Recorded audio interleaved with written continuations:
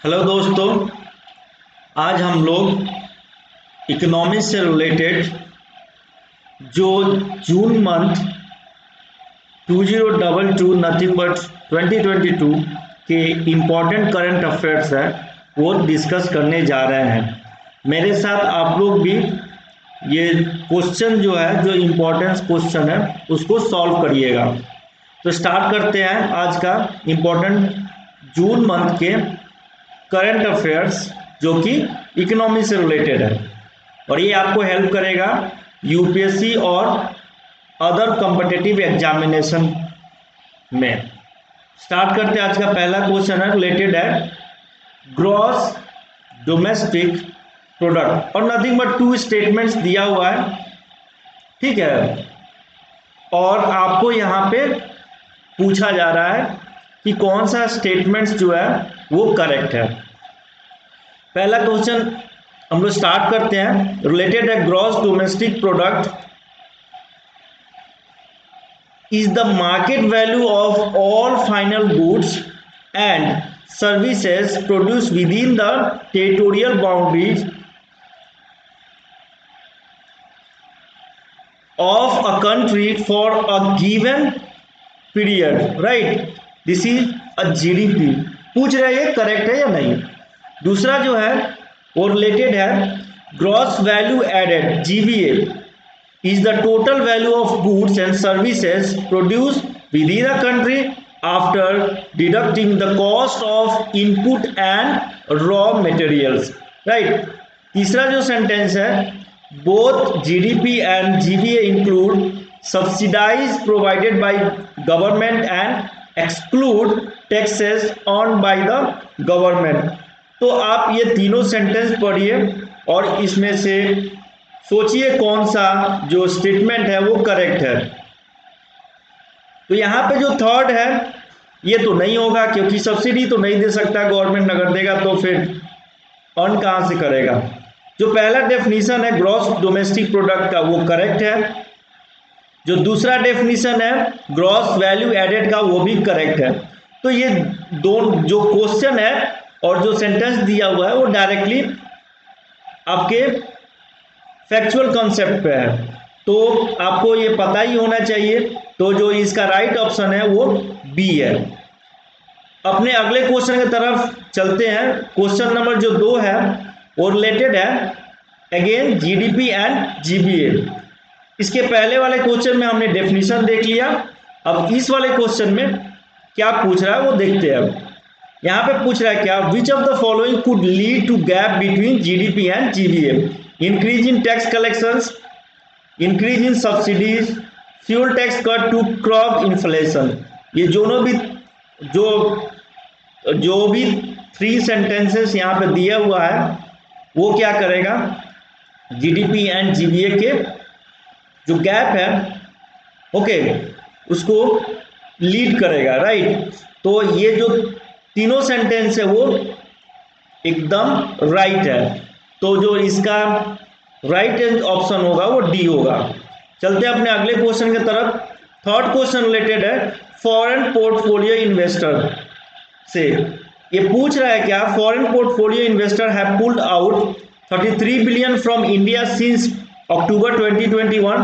In this context, which of the following could result in the outflow of FPI, means foreign portfolio investor?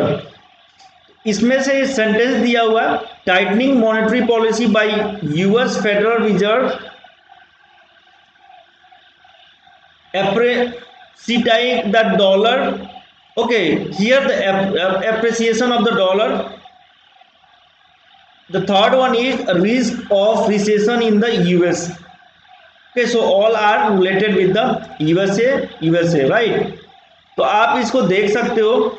इसमें से जो right option है आप बताओ कि tightening monetary policy by the US federal reserve, yes, इसके through भी not for India but other countries से भी जो यूएस इन्वेस्टर है वो अपना मनी पुल आउट करते हैं। ये इंडिया के लिए लागू नहीं है, कोई भी कंट्री के लिए लागू हो सकता है। दूसरा, यहाँ पे जो डॉलर का वैल्यू है वो ज़्यादा होगा तो भी ऐसा होता है। तीसरा जो है वो जो रिसेशन का जब रिस्क होगा तभी भी ये चीज़ें होती है। तो तीनों भी सेंटेंस करेक्ट है, तो इसका जो राइट ऑप्शन है वो डी है। अपने आगे क्वेश्चन की तरफ बढ़ते हैं। जो क्वेश्चन फोर्थ है वो रिलेटेड है upskilling of nirman workers, right. इस क्या पूछ रहा है कि consider the following statements about the national initiative for promotion of upskilling of nirman workers. इससे पूछ रहा है क्या, it is an innovative project to train over 1 lakh constructor workers through fresh skilling and upskilling programme. दूसरा पूछ रहा है, sentence दिया हुआ है, it is an initiative under MOHUA flagship scheme Deendayal Antyodaya Yojana national urban livelihood mission, right. So which of the statements are correct. तो पहले तो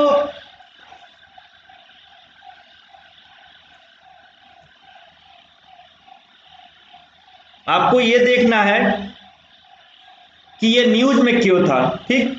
निपुण इसका शॉर्ट फॉर्म नाम है। इसलिए था कि जो फ्यूचर लेबर फोर्स जनरेट होगा अपने कंट्री में वो क्या हो, इनोवेटिव हो और लार्ज स्केल डेवलप करने के लिए, ठीक है, उसको एज अ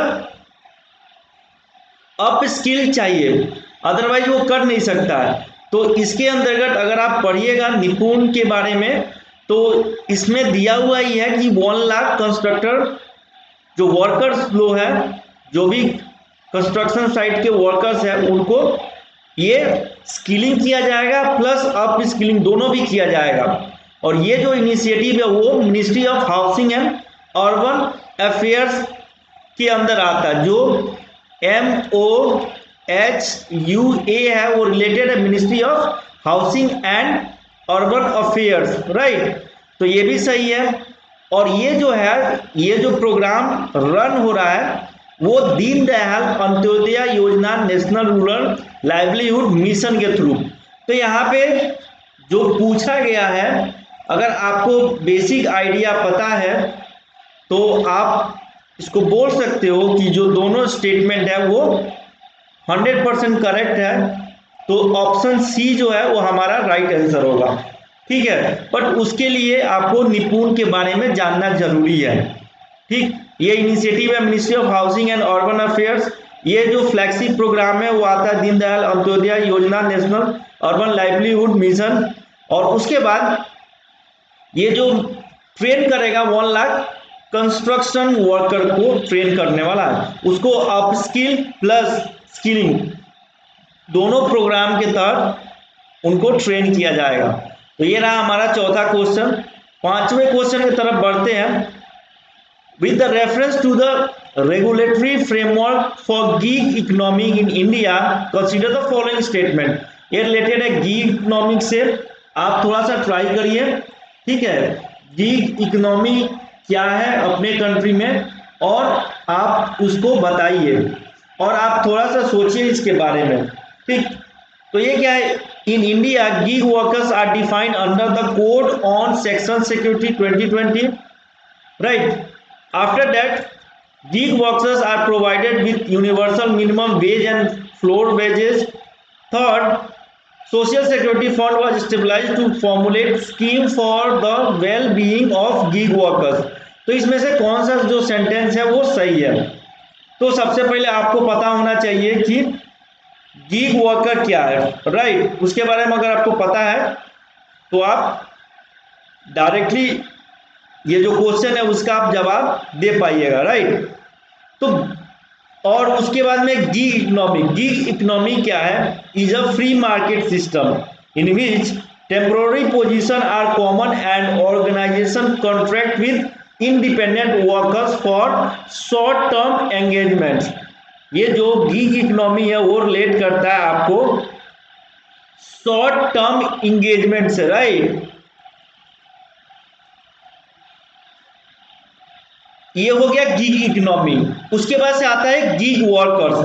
तो गीग वर्कर्स क्या है, a person who perform work on a participate in a work arrangement and earn from such initiative outside of traditional employer employ relationship, उसको हम लोग क्या बोलते हैं, गीग वर्कर। इंडिया में currently 15 million, okay 15 millions gig workers है, right. और India जो है वो 5th पोजीशन रखता है वर्ल्ड में। लाइक पहला नंबर पे यूएसए है, चाइना है, ब्राजील, जापान, उसके बाद इंडिया है। तो अब ये थोड़ा सा ध्यान में रखिएगा। और ये जो और लाइक इंडिया जो है वो गीग इकोनॉमी की तरफ मूव कर रहा है, ठीक है। और ये गोल है कि 2025 तक हम लोग 5 ट्रिलियन इकोनॉमिक टारगेट अचीव कर पाए, राइट। तो गीग सेक्टर क्या है, यहाँ पे आपको फ्लेक्सिबिलिटी मिलेगा काम करने का, जहाँ पे हो वहाँ से काम कर सकते हो। आपको वर्क अप्रोच जो है वो आपका चेंज करने की सुविधा मिलेगी। यहाँ पे आपको बिजनेस मॉडल दिया जाएगा, यहाँ पे आपको स्टार्टअप कल्चर बताया जाएगा, यहाँ पे आपको डिमांड ऑफ कॉन्ट्रेक्चुअल एम्प्लॉय के बारे में भी बताया जाएगा। तो ये सब सारी जानकारी जो है वो दिया जाएगा related with all are a gig economy, right. तो इसमें से जो ऑप्शन पूछ रहा है, अगर आप एक बार देख लीजिएगा क्योंकि ये फैक्चुअल है, तो ही आप इसका आंसर दे पाइएगा। तो जो ऑप्शन नंबर डी है which is the right answer, ठीक। अब अपने अगले क्वेश्चन की तरफ पढ़ते हैं। अदरवाइज आप चाहिए तो हम एक डेडिकेटेड वीडियो ला सकते हैं, what is the gig economy, gig workers, how it going to like boost the economy of our country। तो all the things I can explain in a dedicated video। लेकिन यहाँ पे हम लोग MCQ क्वेश्चन कर रहे हैं, तो हम लोग डायरेक्टली बेटर है कि क्वेश्चन ही ज़्यादा करें तो अच्छा होगा। तो यहाँ पे आप देखो question number 6, recently reports of India gig and platform economy was seen in the news release by. अब आपको डायरेक्टली पूछ रहा है कौन सा जो संस्थान है वो रिलीज करता है। तो आप देखो NITI Aayog, world bank, international labour organisation और OECD। तो इसको जो रिलीज करता है वो नीति आयोग रिलीज करता है, आपको याद रखना चाहिए। क्वेश्चन नंबर 7 की तरफ बढ़ते हैं, ये रिलेटेड है नॉन परफॉर्मिंग एसेट से। तो आप देखो consider the following statement about non performing assets. पहला क्या है, इट इज अ लोन और advance for which the principal और interest payment remain overdue for period of 90 days। Gross non-performing asset nothing but NPAs have continuously increased over the last 5 years। कौन सा statement है जो correct है? Okay, तो पहला वाला जो स्टेटमेंट है वो करेक्ट है, बट दूसरा वाला ये करेक्ट नहीं है क्योंकि लास्ट 5 ईयर से नहीं हो रहा है, ये बहुत ईयर से हो रहा है, ठीक है। तो इसका जो ऑप्शन नंबर ए है which is the right answer. Now अपने अगले क्वेश्चन की तरफ बढ़ते हैं। अगला क्वेश्चन रिलेटेड है पेमेंट सिस्टम इन इंडिया से। तो यहाँ पे जो दिया हुआ है वो पूछ रहा है विच ऑफ द और consider the following statements with reference to payment system in India. पहला स्टेटमेंट है the payment and settlement system are regulated by banking regulation act 1949। आपको इसके बारे में जानना चाहिए। दूसरा क्या है, this payment system is regulated and supervise by RBI। तो कौन सा ऑप्शन जो है वो करेक्ट है? यहाँ पे जो बैंकिंग रेगुलेशन एक्ट 1949 है वो भी करेक्ट है, और पेमेंट सिस्टम को रेगुलेट सुपरवाइज RBI ही करता है। तो यहाँ पे जो ऑप्शन होगा वो सी होगा, सी इज द राइट आंसर। इसके बाद आप देखो क्वेश्चन नंबर 9 है, वो क्या बोल रहा है कि जो रिलेटेड है पेमेंट विजन 2025 से है। Consider the following statements regarding the payment vision 2025। तो इसमें क्या है, it is release by Reserve Bank of India, okay. दूसरा जो स्टेटमेंट है वो बोल रहा है legalise crypto currency in India in one of its key feature. आपको पता होगा क्रिप्टो करेंसी लीगलाइज नहीं होने वाला है, ठीक है, बिकॉज इससे क्या होता है, टेरर फाइनेंसिंग बहुत ज़्यादा होता है, तरल से इलीगल चीज़ें होती है क्योंकि इसका कोई भी आता पता नहीं है। तो ये तो second statement directly straightforward wrong है। पहला statement yes it is the correct one, then option A is the right one. So ऐसा ही अगर आप लोग यूज कर सकते हैं अपना स्मार्ट गेस वर्क, तो आप इजिली क्वेश्चन भी सॉल्व कर सकते हैं। अपने अगले क्वेश्चन की तरफ चलते हैं। क्वेश्चन रिलेटेड है startup for railways, right. So which of the following statement is are correct with reference to Indian railway innovation policy, nothing but startup for railway. ये भी स्ट्रेट फॉरवर्ड क्वेश्चन है। It aim to leverages innovative technology developed by Indian startup to improve operational efficiency and safety of Indian Railways. It provides grant up to 1.5 crore to innovators on an equal sharing basis. जो तीसरा है, it allows innovators to retain the development intellectual property rights IPR, right। तो इसमें से कौन सा statement है वो करेक्ट है, तो आपको चूज करना है जो करेक्ट है, उसके हिसाब से आप ऑप्शन चूज करिए। तो यहाँ पे देखिए जो तीनों ही स्टेटमेंट है वो करेक्ट है, ठीक है। तो हमारा जो ऑप्शन ए होगा वो हमारा सही ऑप्शन होगा, राइट। अपने अगले क्वेश्चन की तरफ बढ़ते हैं। अगला क्वेश्चन रिलेटेड है अगेन इंडियन रेलवे से। So consider the following statement with reference to Indian railway. पहला स्टेटमेंट है it is the largest railway network in the world. It is headed by railway board chaired by Ministry of Railways. Indian Railway is divided into 17 zone। आप थोड़ा सा Indian railway के बारे में search कर लीजिए, थोड़ा सा पढ़ लीजिएगा, ठीक है। तो ये जो ऑप्शन है it is the largest railway network in the world, yes. याद रखिएगा चाइना नहीं है, नहीं तो आप अगर ऑप्शन मार दीजिएगा कि ये नहीं है तो फिर तो आपका जो सॉल्यूशन होगा वो डिफरेंट हो जाएगा। Headed by the board chair by ministry of railway, yes ये भी सही है। और इंडियन रेलवे को 17 जोन्स में बांटा गया, ये भी सही है।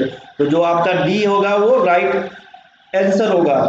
ओके, यहाँ पे जो फर्स्ट स्टेटमेंट है उसमें आप कंफ्यूज मत करना, अदरवाइज आपका जो ऑप्शन है वो भी रॉन्ग हो सकता है। उसके बाद यहाँ पर दिया हुआ कंसीडर द फॉलोइंग पेयर्स।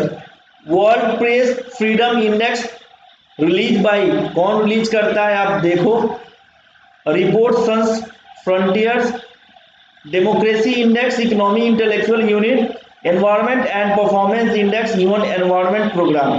तो कौन सा जो पेयर है वो करेक्टली मैच है, आप बताइए। तो इसका जो ऑप्शन होगा पहला world press freedom index, yes release by reporter sans frontier करता है। दूसरा डेमोक्रेसी इंडेक्स रिलीज करता है इकोनॉमी इंटेलिजेंस यूनिट, ये भी सही है। Environment performance index given environment programme ये नहीं करता है, ठीक है। तो जो आपका राइट आंसर होगा वो डी होगा, 1 and 2। अपने अगले क्वेश्चन की तरफ बढ़ते हैं, question number 13। With the reference to the tourism industry in India consider the following statements. पहला स्टेटमेंट है it is the third largest foreign exchange earner for the country until 2019। It contributed more than 10% to the total GDP of the country in 2019। Okay, तो इसमें से कौन सा right answer है? तो आप देखिए 10% ऑफ जीडीपी, ये तो नहीं है अभी। हाँ yes, it is the third largest, तो इसका जो ऑप्शन ए होगा वो करेक्ट होगा। आप भी इसको देख सकते हो वैसे कि 10% है क्या, तो ये तो हो ही नहीं सकता 10%।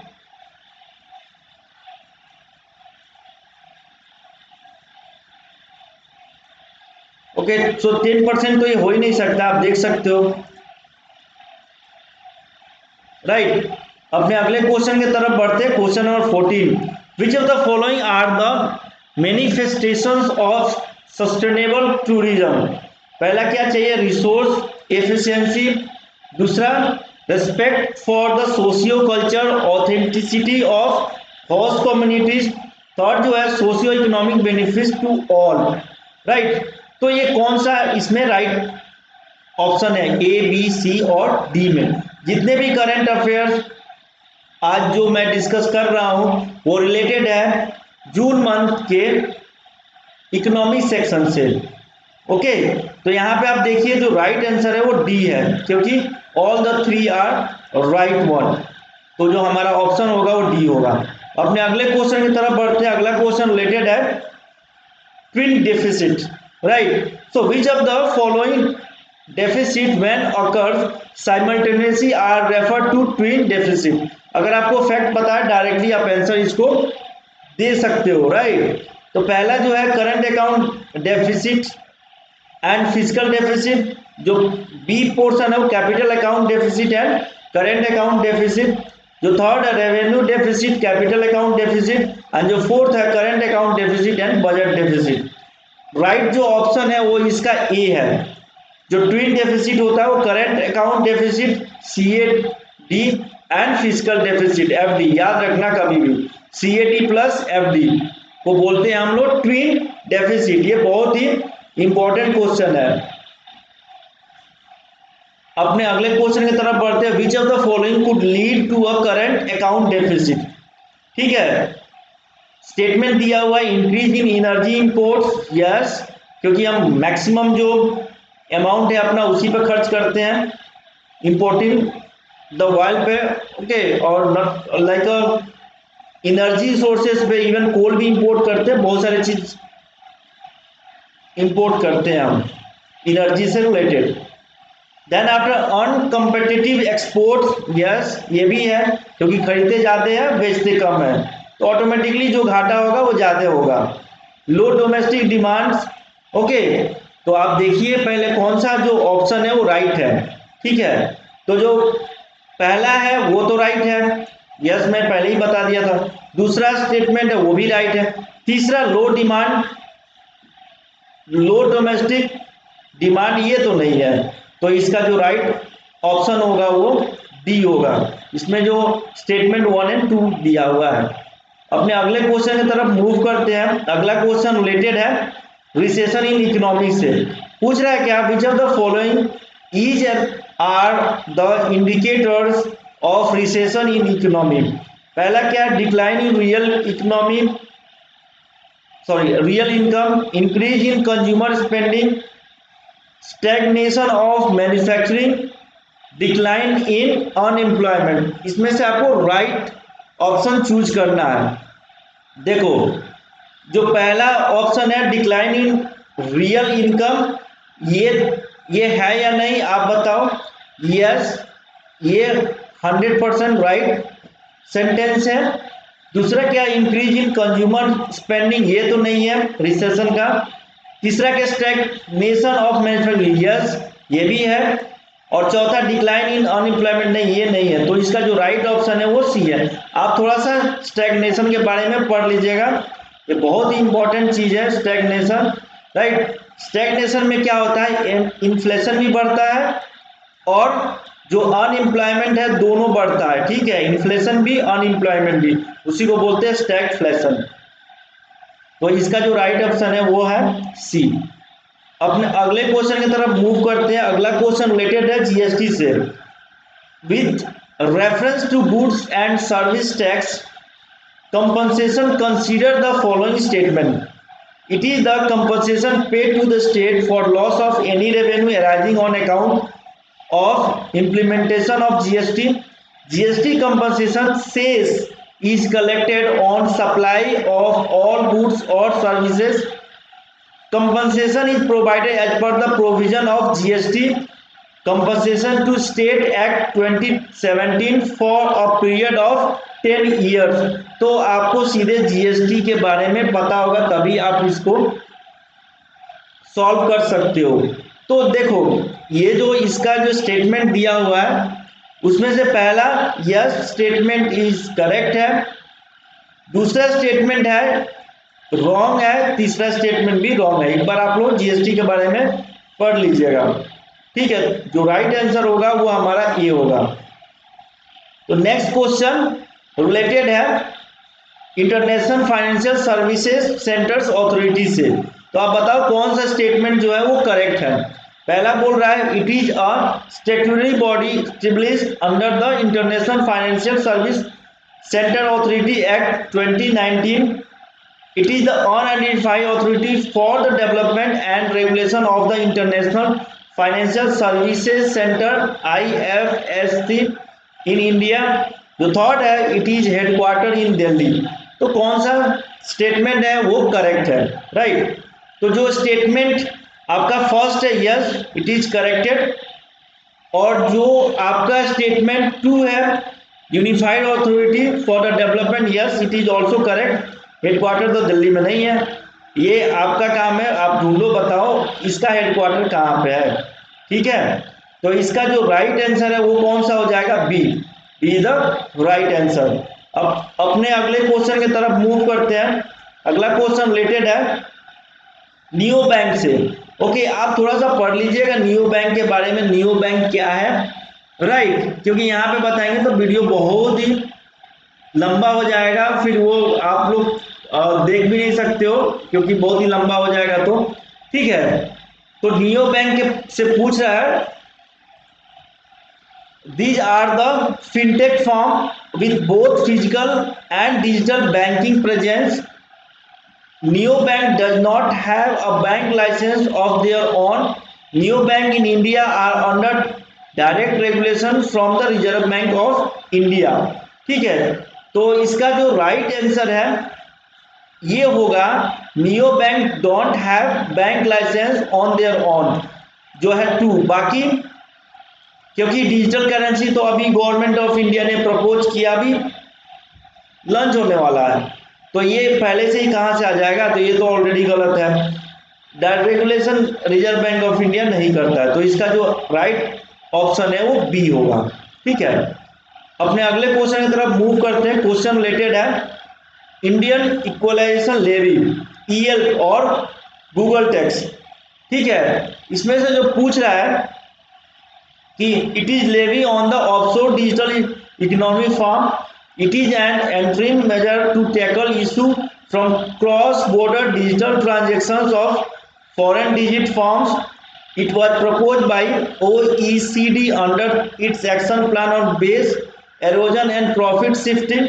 कौन सा जो स्टेटमेंट है वो करेक्ट है, इसमें से आप देखिए तो ये जो तीनों ही स्टेटमेंट है वो एकदम करेक्ट है, तो जो इसका राइट ऑप्शन है वो डी है। आप लोग थोड़ा सा पढ़ लीजिएगा, इंडिया इक्वलाइजेशन लेवी और nothing but Google tax, right. अपने अगले क्वेश्चन की तरफ बढ़ते हैं, ये रिलेटेड है अल्टरनेटिव इन्वेस्टमेंट फंड से। तो पूछ रहा है क्या कौन सा स्टेटमेंट जो है वो सही है, तो आप देखिए alternative investment fund is privately pooled investment vehicle for investing in accordance with a defined investment policy. दूसरा स्टेटमेंट है रिलेटेड है AIFs in India are regulated by the Reserve Bank of India. तो कौन सा स्टेटमेंट सही है, ये जो अल्टरनेटिव इन्वेस्टमेंट फंड है उसको regulate reserve Bank of India नहीं करता, लाइक नियो बैंक जैसा, राइट। तो आप डायरेक्टली गेस जो करना है आप वो अच्छे से करिएगा, ऐसा नहीं कुछ भी रिजर्व बैंक ऑफ इंडिया जो है वो रेगुलेट करता है। इसका स्टेटमेंट ए जो है वो करेक्ट है, तो इसका जो राइट ऑप्शन होगा वो ये होगा। नेक्स्ट क्वेश्चन रिलेटेड है हाइब्रिड सिक्योरिटी से। पूछ रहा है कौन सा जो स्टेटमेंट है वो करेक्ट है। हाइब्रिड सिक्योरिटी रिलेटेड है इंफ्रास्ट्रक्चर इन्वेस्टमेंट ट्रस्ट और real estate investment trust, preferred stocks, किससे रिलेटेड है आप थोड़ा सा बताइए। ये जो रिलेटेड है हाइब्रिड सिक्योरिटी सबसे रिलेटेड है infrastructure, real estate investment trust and preferred stocks से, ठीक है। नेक्स्ट क्वेश्चन रिलेटेड है सागरमाला यंग प्रोफेशनल, ठीक, स्कीम से। आप सागरमाला स्कीम से भी सागरमाला स्कीम भी आप पढ़ सकते हो, ये रिलेट करता है सागरमाला यंग प्रोफेशनल स्कीम से।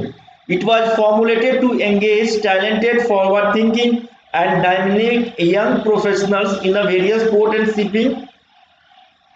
जो सेकेंड स्टेटमेंट है under the latest scheme young professionals will be hired to deliver high quality input in area of infrastructure, data analysis and project management. जो थर्ड स्टेटमेंट है related है the scheme was formulated by ministry of skill development and entrepreneurship. कौन सा जो statement है वो right है। तो आप देखिए जो पहला स्टेटमेंट है yes formulated to engage the talented forward thinking dynamic young professional the various post because the name ही सागरमाला यंग प्रोफेशनल स्कीम है, तो पहला सेंटेंस तो करेक्ट है। उसके बाद में जो आपका सेकेंड ऑप्शन है स्कीम के थ्रू हायर किया जाएगा डिलीवर किया जाए हाई क्वालिटी इनपुट, ये भी सही है।